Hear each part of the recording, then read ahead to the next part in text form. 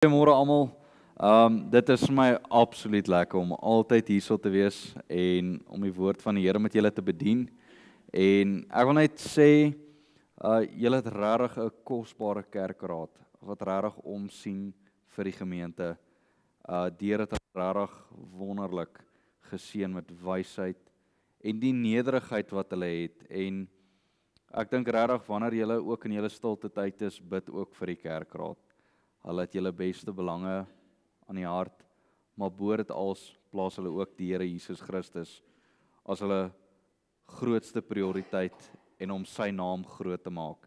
So bid asseblief vir hulle kerkraad. Julle stel absoluut 'n baie goeie voorbeeld. Ek bewonder julle om na julle te luister, te kyk hoe julle met mekaar praat en hoe julle ook mooi dink aan die gemeentelede ook.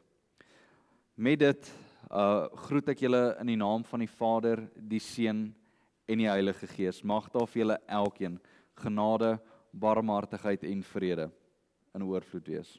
Amen. Ek wil vra dat julle op Handelinge 26 sal oopmaak.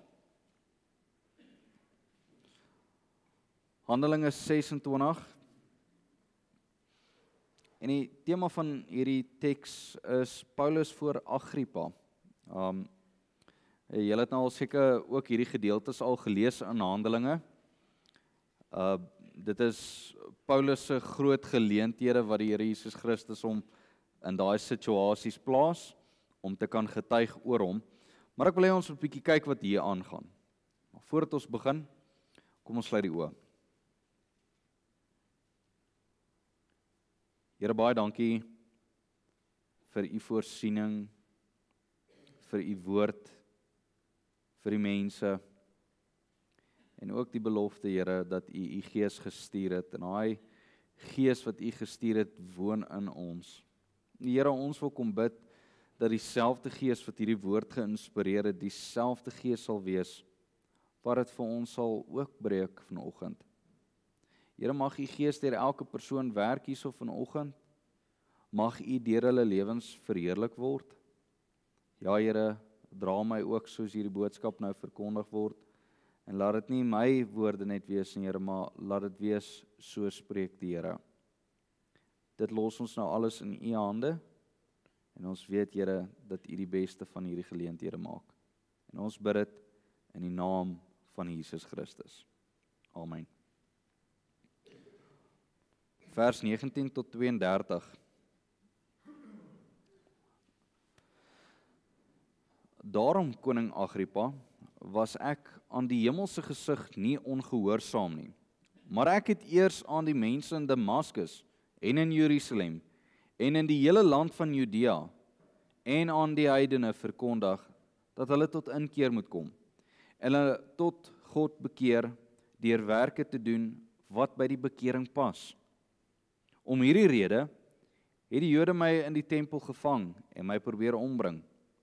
Maar omdat ek hulp van God verkry het, staan ek tot vandag toe en getuig aan klein en groot en spreek niks buiten die profete en ook Moses gesê het dat sou gebeur nie.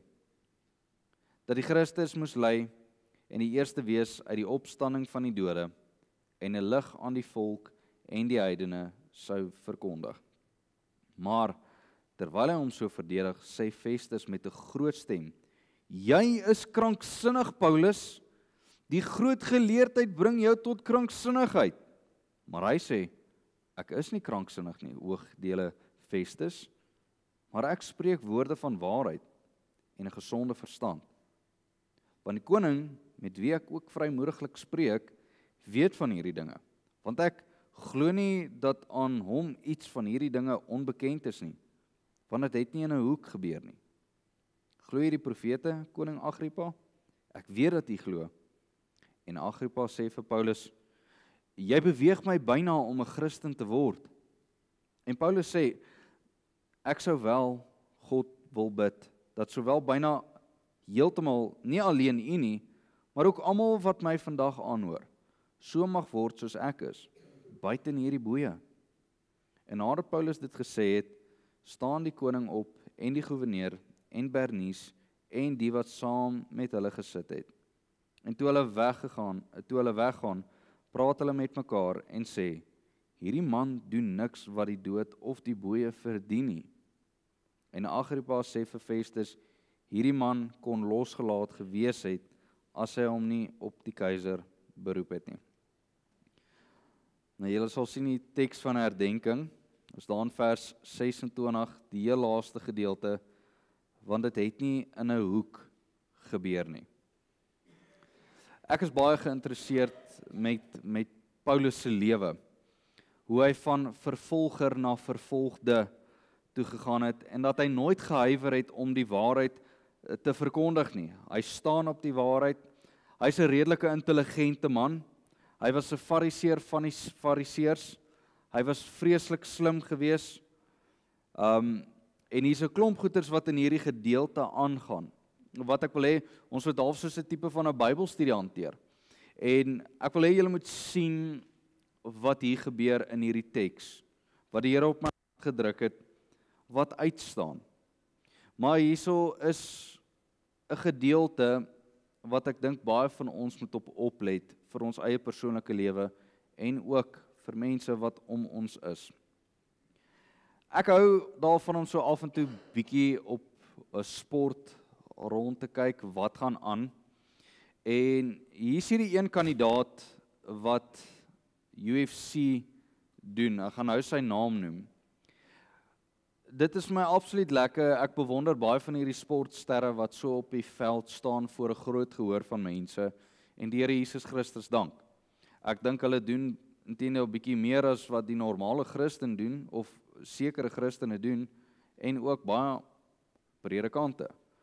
Wat hulle openlik die Here Jesus Christus bely en getuig van hom voor mense wat hulle sal uitjou.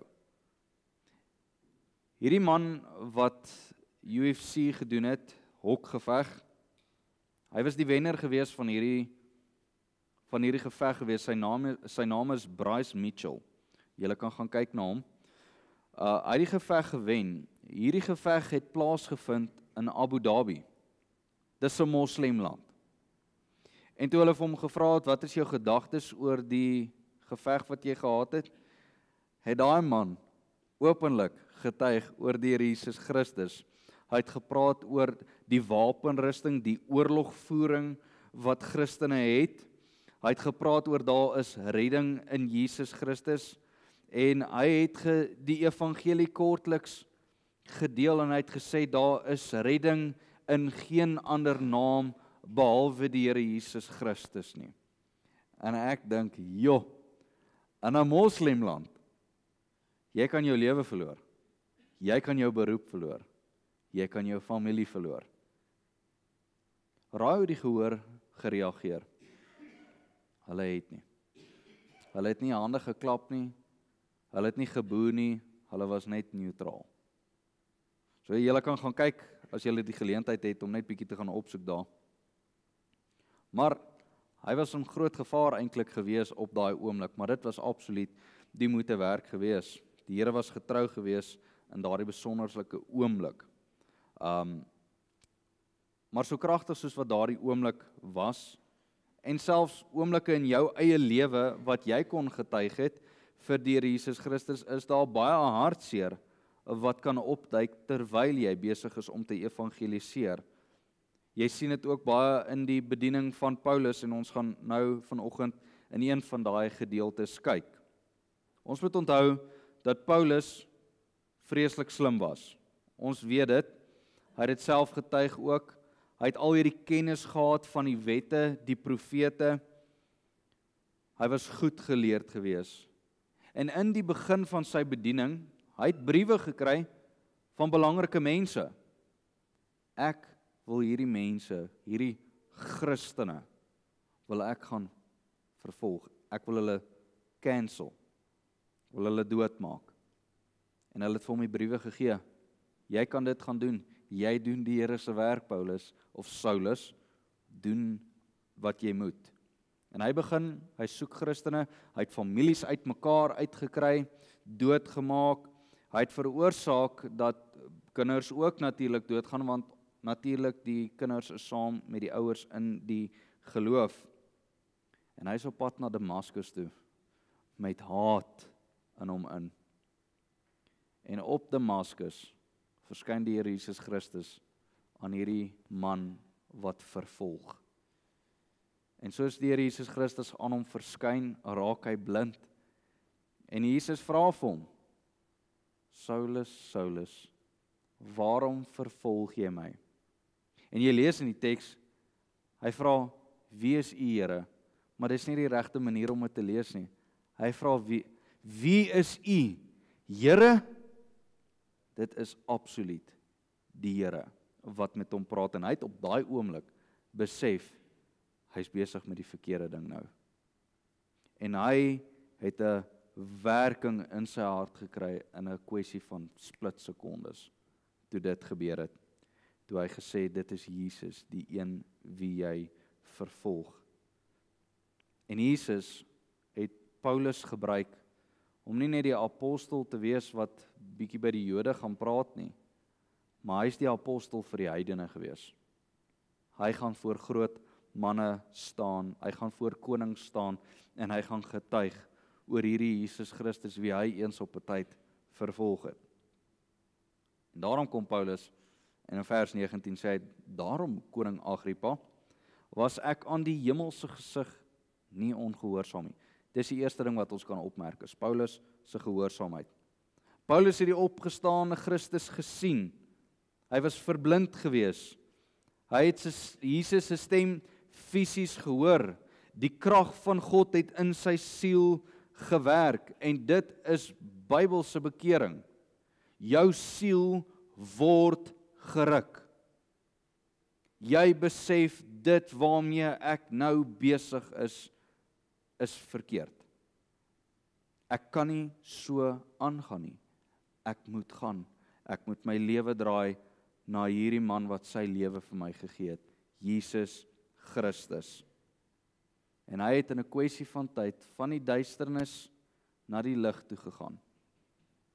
Hy het van die koninkryk van duisternis na die koninkryk van God toe beweeg, soos enige kind van die Here dit het. En ek en jy kan dalk skuldig wees dat ons baie keer slap lê in ons bedieninge, wat die Here ons voorgeroep het. Jy kan sê jy het klomp verskonings, maar as ons kyk na vers 19, kan ons sien dat Paulus het nie 'n verskoning gehad nie. Hy het dit nagekom. Hy sê, ek was aan die hemelse gesig nie ongehoorsaam gewees nie. Hy het dit gehou.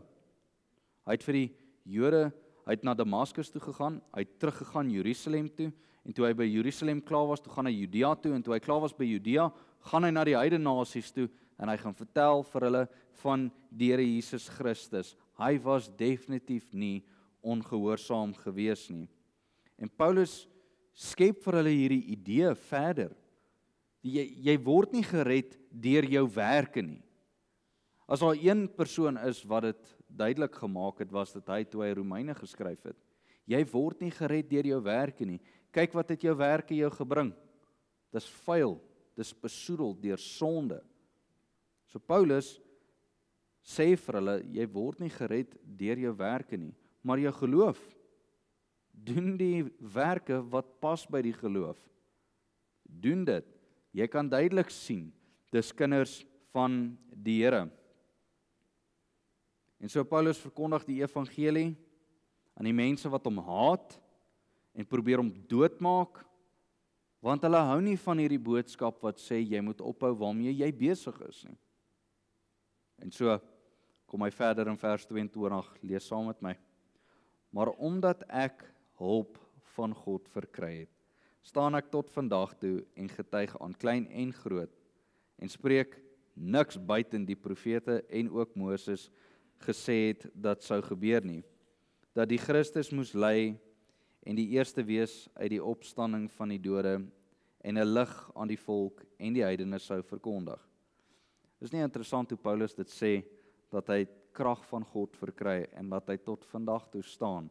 Want hulle weet, daar waar hy staan, moes hy al doodgemaak gewees het vir dit wat hy nou verkondig het. En hy sê, dis God wat my hier geplaas het. Die Bybel leer ons dat die diensknegt van Israel, Jesus Christus, sou doodgaan, hy sou ly, hy sou sterf, hy sou in die graf geberg word, en hy sou weer opstaan, en hy sal die lig wees vir die nasies, as gevolg van sy opstanding, dat hierdie baba, die Ou Testamentiese profeseë tot vervulling gebring het deur te verskyn, sy lewe gelewe het as 'n vlekkelose lam, en dat hy gesterf het. Nie net vir die Jood nie, maar vir die heiden. En daarom is hierdie Christus die lig vir die wêreld. En die koning en die goewerneur, hulle het albei, as jy gaan kyk, besluit dat hulle Paulus sal kans gee om klaar te praat, sy kant te bring. Maar daar's een man wat daar sit, Festus. Julle sal hom nou sien. Hy kon nie verder verdra wat die Here Jesus Christus sê nie. So uiteindelik onderbreek hy vir Paulus. Hy het hom in die rede geval met 'n groot stem en hy sê: "Jy is kranksinnig, Paulus. Die groot geleerdheid bring jou tot kranksinnigheid." Met ander woorde, Paulus, jy is so geleerd. Ons almal kan dit sien, maar ek bevrees jou intelligensie, jou slimheid wat jy het, is besig om jou mal te maak. Het julle al gesien bitter intelligente, slim mense? Klink net bietjie anderste. Dis hoe Paulus vir hulle gelyk het. Jy's net bietjie vreemd, Paulus. En daardie woord kranksinnigheid is wat ons in die Grieks sal kry, wat hom oorvertaal in die Engels beter. Jy's insane. Jy's regtig mal. Jou intelligensie laat jou goeters glo wat nie daar is nie. So met ander woorde, Festus sê vir hom, jy's so geleerd, maar jy glo in hierdie goed. Jy's besig om mal te raak, Paulus. Nou, Paulus is nie omgekrap nie. Paulus het al baie keer gehoor hy's mal. Paulus het al baie keer aanmerkings gekry teen hom. En dis nie sy eerste rodeo dien nie. Maar hy antwoord, ek is nie kranksinnig nie, hoogdele Festus. Hy antwoord hom met waardigheid. Hy ag hom, ek is nie mal nie. Maar ek spreek woorde van waarheid en gesonde verstand. Hy maak dit duidelik, ek is nie mal nie. Teendeel, hoe ek nou praat is baie suiwer en baie waar. Paulus het nie omgegee oor die godsdiens nie. Dit het nie gegaan oor die Christen godsdiens nie, dit het gegaan oor die waarheid. Suiwer waarheid. Dit is nie om net doel te vind in jou lewe nie. Dit is om tot die beseffing te kom dat die wêreld waarin jy is vol duisternis. Jy was in die wêreld gewees, maar daar het 'n lig verskyn sodat jy na die lig toe getrek kan word. Dis waaroor dit gaan, want daai lig is die lig vir die wêreld en daai lig is die een wat jou vrymaak. Daai lig is die een wat vir jou die volgende lewe oopmaak. Dit is waaroor dit gaan. Hy het dit geopenbaar en daai waarheid maak jou vry. Neem in gedagte, Paulus staan voor hierdie koning hulle in boeye. En hy kom getuig van, hy's vry eintlik. Maar let op wat gebeur hierso. Hoe die waarheid weggedraai word van die lig. Paulus sluit vir koning Agrippa in sy gesprek nou. En hy antwoord vir Festus, met Agrippa wat daar sit, want die koning, met wie ek ook vrymoediglik spreek, weet van hierdie dinge. Want ek glo nie dat aan hom iets van hierdie dinge onbekend is nie. Hulle is nou by Palestina se kant. Hulle is bekend met hierdie goed. Hierdie ding is nie onbekend nie, want dit het nie in 'n hoek gebeur nie. Glo jy die profete, koning Agrippa? Ek weet dat hy doen. Hy weet presies, Agrippa weet van die profete. Hy weet presies dat Agrippa weet van die Ou Testament en dit wat geprofeteer is. Dit is nie iets niets nie. Maar wat Paulus daarson noem, dit het nie in 'n hoek gebeur nie, is iets wat ons baie belangrik moet ag hierso vanoggend. Hierdie gaan dalk 'n nugtere gedeelte wees, maar ons almal weet dat Christendom het nie in die geheim gebeur nie. Dit het nie soos die Mormone gebeur waar Joseph Smith sê, wel die Here het goue tablette aan hom persoonlik gegee. Daar's nie ooggetuies nie, dis net sy opinie. Daai is in die hoek gebeur. Dis iets wat in die hoek gebeur het. Die seun van God was 'n publieke saak gewees. Dit was openlik gewees. Dit was nie geheimenis of privaat nie. Reg deur die eeue het Christene hierdie sê ding, of die Engels sal sê hierdie kliseë wat rondloop, wat gebruik word. Jy het dit miskien al gehoor. Miskien het jy dit self gesê.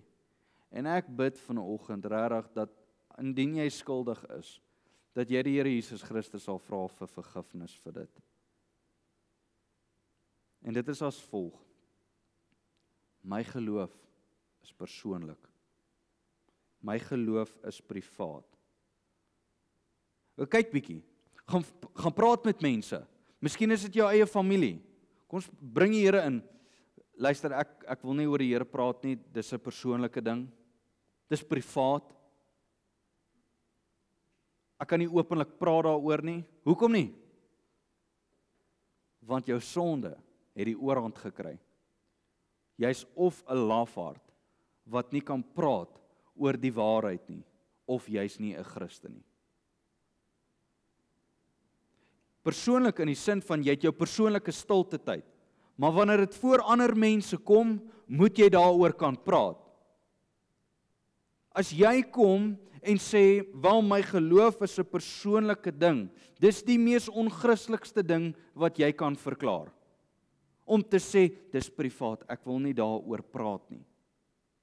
Wie jy vir my sê, dat die Jesus wat vir jou gesterf het, in die publiek, stikkend geslaan is, naak op die kruis is, dood gegaan het vir jou, lyding deurgegaan het vir jou, marteling deurgegaan het vir jou, bespotting deurgegaan het vir jou, en jy wil kom sê dis 'n private ding, dis 'n persoonlike ding. Hy het in die publiek gesterf vir jou, en jy hou goeie nuus terug. Die rede hoekom hy dit gedoen het, is sodat jy lewe kan hê in hom. En as jy gaan kyk na ander mense in die wêreld, soos Paulus besig om na Agrippa te kyk, daar's mense wat in boeye is, wat vasgevang is in die wêreld. Hulle is nie vry nie. Jy kan sien na mense en jy dink, die persoon is op pad hel toe. Dis nie 'n goeie ding nie. Maar dan kry jy mense wat sê dis 'n persoonlike ding, ek gaan nie daaroor praat nie. Hoe hou jy sulke goeie nuus terug? Jy laat dit klink dis 'n persoonlike ding, dit het in die hoek gebeur. Hier kom Paulus voor groot mense wat hom kan doodmaak en hy sê dit het nie in die hoek gebeur nie. Dit het nie in die hoek gebeur nie. Dis presies wat die wêreld wil hê jy moet doen. Jy kan hier kom werk, maar moenie oor godsdiens praat nie. Moenie oor jou Jesus kom praat nie. Moenie oor Jesus kom praat by die skole nie. Moenie kom praat by jou werksplek nie. Moenie in publiek praat oor hom nie. Maak dit 'n persoonlike ding en ons gaan goed oor die weg kom met mekaar. Klink dit bekend? Klink dit bekend in jou lewe? Het jy sulke mense al teëgekom? Want dit is presies wat hier aangaan. Dit gaan oor die ewige lewe. En hier kom ons en sê, dis persoonlik. Dis privaat. Weet julle wat sê Jesus? Hy sê in Lukas 9 vers 26, want elkeen wat hom skaam vir my en my woorde, vir hom sal die Seun van die mens hom skaam, wanneer hy kom in sy heerlikheid en die van die Vader en van die heilige engele. As jy nou reflekteer op jou eie lewe, Is jy skaam vir Christus? Maak jy dit 'n hoekie godsdiens? Of praat jy openlik oor hom, ten spyte van vervolging? Weet julle hoe ontsnap julle vervolging in ons konteks vandag? Bly net stil. Moenie daaroor praat nie. Ons sal oor die weg kom. As die lewe in die opstanding van Christus lewe bring, is dit nodig om dit te verkondig? Ja. Is mense se siele in gevaar? Ja.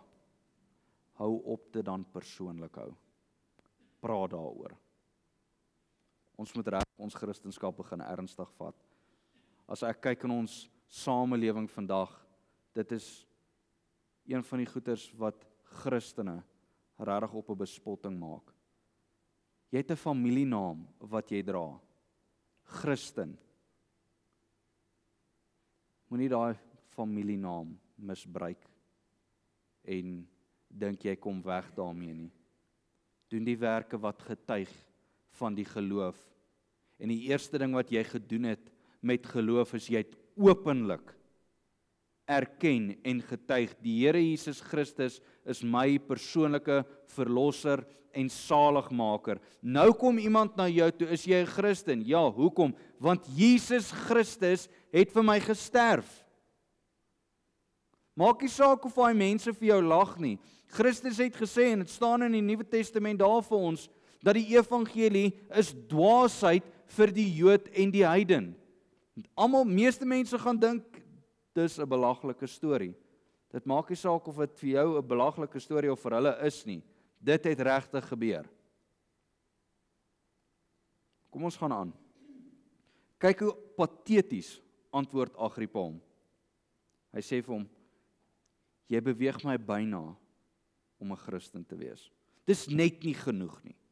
Dis net nie genoeg nie. En hoe hartseer is dit nie? As jy dink aan Paulus hierso, hy's aangestel deur Jesus om hierdie apostel vir die heidene te wees, om voor Agrippa hulle te kan staan en openlik te kan getuig van die wat hy weet, wat hy gesien het en wat hy verkondig het. En hy sê vir Agrippa, jy weet, ek weet jy glo hierdie goeters. En Agrippa sê vir hom, jy het my amper oortuig om 'n Christen te wees. Dinge sou net anders te gewees het as dit so was. Agrippa sou hom dalk moontlik so kon laat vrygaan het. Maar in ons Christene se lewe en selfs die ongelowige, hoor jy amper of byna of net. Dis net nie genoeg nie. Jy het my byna amper oortuig om 'n Christen te wees. Nou kom ek vra julle, waar Agrippa nou is, dink julle hy kon wens, hy kon 'n beter besluit gemaak het? Ek dink hy doen. Mens moet ophou hardkoppig wees en dit inneem. Ons kom in ons lewens waar ons sê, ek wens ek kon dinge anders doen. Jy het nou die geleentheid om dit net bietjie anders te kan doen. Jy het nie nodig om skaam te wees vir die een wat in die publiek gesterf het vir jou nie. Paulus antwoord vir Agrippa, ek sou wel God wil bid, dat sowel byna as heeltemal nie alleen u nie, maar ook almal wat my vandag aanhoor, so mag word soos ek, buite in hierdie boeye. Ek sien al vir Paulus hoe hy daar so staan in sy boeye, en hy is besig om te praat met Agrippa. Hy sê, ek bid, regtig dat nie net jy nie, maar almal wat hier teenwoordig is, wat my aanhoor, ook sal word soos ek, menend vry, 'n Christen, 'n kind van die Here. En hy sê, net nie met hierdie boeie nie, want as hulle almal soos hy is, dan sal hulle hom vrylaat, en hulle is ook waarlik vry. Wie die Seun vrymaak, die is waarlik vry. Hy bid vir hulle redding Hy bid vir hierdie boeye wat hulle eintlik so vashou, terwyl hy self in die fisiese boeye is. En nadat Paulus dit gesê het, vers 30, staan die koning op en die goewerneur en Bernice en die wat saam met hulle gesit het. Presies die volgorde wat hulle ingekom het, so gaan hulle nou uit. En toe hulle weggaan, praat hulle met mekaar en sê, hierdie man doen niks wat die dood of die boeye verdien nie. Hulle het Paulus tegnies hier onskuldig verklaar. Klink dit bekend? Jesus en Pilatus. Pilatus, wat 'n lafaard was hy nie gewees nie. Dink net gou. Hierdie man is onskuldig. Maar kom ons stuur hom om gegeesel te word. Dan kom hy terug. Hy's onskuldig, ek sê vir julle, hy's onskuldig. Vat hom om gekruisig te word. Hande in onskuld. Paulus is presies dieselfde. Die man is onskuldig voor hulle oë, maar hy is nog steeds nie vrygelaat nie. Omrede natuurlik Paulus het homself opgeroep tot na die keiser toe. Paulus se hart was seer gewees. Want die kettinge waarin hy is nie die belangrikste nie. Dit gaan oor die kettinge waarin hulle is. Broers en susters, jou geloof is nie 'n persoonlike ding nie. Dis 'n eksklusiewe ding. Jy moet openlik getuig van hom. As Paulus alles vir homself gehou het en gesê, dit het in 'n hoekie gebeur, dink julle hy sou daar gestaan het voor Agrippa? Nee. Hy sou nie in die posisie gewees het waarin hy was nie. Daar is vervolging as jy 'n Christen is. En Jesus het gesê, dit gaan gebeur. Maar is tot eer en verheerliking van sy naam. Hou op die nuus vir jouself hou. Daar is groot en klein mense daar buite wat dit moet hoor. Ek het nou maar so klein getuienisie wat ek net wil gee. My ma is so 4 weke terug oorlede. En ek het by haar doodsbed gesit, voordat sy nou finaal weg was. En ek het familie waar haar sit. Nie my huisgesinnetjie nie, ek het familie waar haar sit, wat openlik die Here se naam uitelik gebruik, wat regtig net 'n verkeerde siening het oor die ewige lewe. En een van my familielede het na my gekyk en gesê, ek was nooit regtig bekommerd gewees oor jou ma nie. Sy was 'n goeie mens gewees. Ek weet sy sou na die Here toe gegaan het. En ek sê, dis reeds hoekom ek bekommerd was. Ek sê, ek het by my ma stil gaan staan in die laaste 3 weke. Ek het by haar gaan stil staan en ek het vir haar gesê, ma se goeie werke gaan maar nie in die hemel bring nie. Ma kan nie so aangaan nie. Is maar reg om dood te gaan. En sy het eerlik gesê, nee, sy was nie. Sy het 'n goedjies wat sy moet doen. Maar ek het in die laaste geleenthede die voorreg gehad om die evangelie aan haar te verkondig. En sy het openlik erken, ek glo in die Here Jesus Christus as my persoonlike verlosser en saligmaker. En wat so kosbaar is die feit dat sy dit kon getuig het, kon ek vir hulle gesê het, sy sou nie hemel toe gegaan het as dit die persoon was, net deur goeie mense nie. Deur net 'n goeie mens te wees nie. Sy sou nie gered gewees het nie. Maar as jy gaan stil bly daaroor, gaan jou naasbestaande mense ook nie die ewigheid sien nie, want jy laat dit klink soos 'n hoekie godsdiens. Ek kom by my ma se begrafnis openlik gaan praat, dat ek weet waar is sy. Ek het dit nie vir myself gehou nie. Selfs al is dit in die teenwoordigheid van mense wat nie van my hou nie. En die hoop op daai begrafnisdiens was dit net iemand ten minste sou luister. En glo my, ek het 'n boodskap gekry van iemand wat bitter bekommerd was. Jy kan nie stil bly oor hierdie goeie nuus nie. Daar's mense wat verlore is, wat dink hulle gaan gered word deur hulle werke. Dis nie ons geloof nie. Dis nie ons godsdiens nie. Ons kyk na Christus toe en hy is die een wat die vrugte in ons bewerk. Doen die werke wat pas by die bekering. Doen dit. En as jy gaan kyk na Paulus wat gesê het, ek was nie ongehoorsaam gewees aan hierdie hemelse gesig nie. Kyk na jou eie lewe. Die Here het jou ook geroep om te getuig van hom. Kan jy sê jy's gehoorsaam daarin?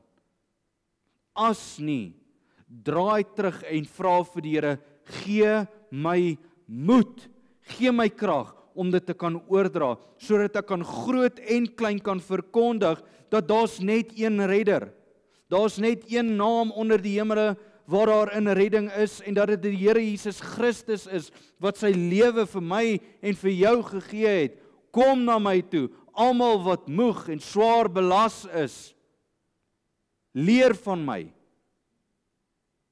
Dis wat Christus doen, hy nooi jou uit. Hy is die verlosser van hierdie wêreld. Niemand kan na die Vader toe gaan behalwe deur hom nie. Dis wat Paulus verkondig voor hierdie groot en klein. Maar jy gaan steeds mense kry wat sê, jy het my byna amper oortuig om 'n Christen te wees. Bid nog steeds vir hulle. Daar's mense wat in die aande wakker lê en dink oor wat jy gesê het. Hulle dink oor dit. Wees jy ook soos Paulus en staan voor die mense. En klap weg hoekie godsdiens. Amen. Kom ons sluit die oë.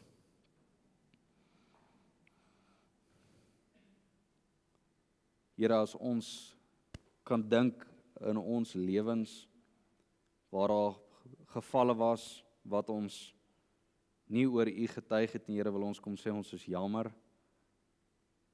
Maar Here, gee vir ons krag. Gee vir ons daai oopheid om te kan kommunikeer. Dat ons kan met 'n gesonde verstand verkondig. Here, al dink die mense ons is mal vir dit wat ons glo. Here, ons kan net sê ons is mal oor U. Dankie dat U in die publiek vir ons gesterf het, sodat ons ook nou in die publiek kan leef vir U. Ja, Here, al kom daar vervolging, ons weet, Here, U eer hulle wat in U naam vervolg word. U het gesê hulle salig vir die wat vervolg word ter wille van U naam. Gee ons krag en laat ons die ewigheidsperspektief hê met die oog gerig op U. Here, wil U nie die boodskap wat opgeneem is, Here, om mense se harte raak nie. Here, dat hulle sal betrokke raak by gemeentes, dat hulle diensbaar sal raak vir U, en Here, dat hulle die werke sal doen wat gepas by die geloof.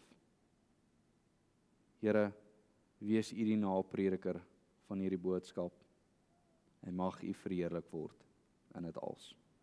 Ons bid dit in die kosbare naam van ons Here Jesus Christus. Amen. Ons gaan nou 'n laaste lied sing. Dankie.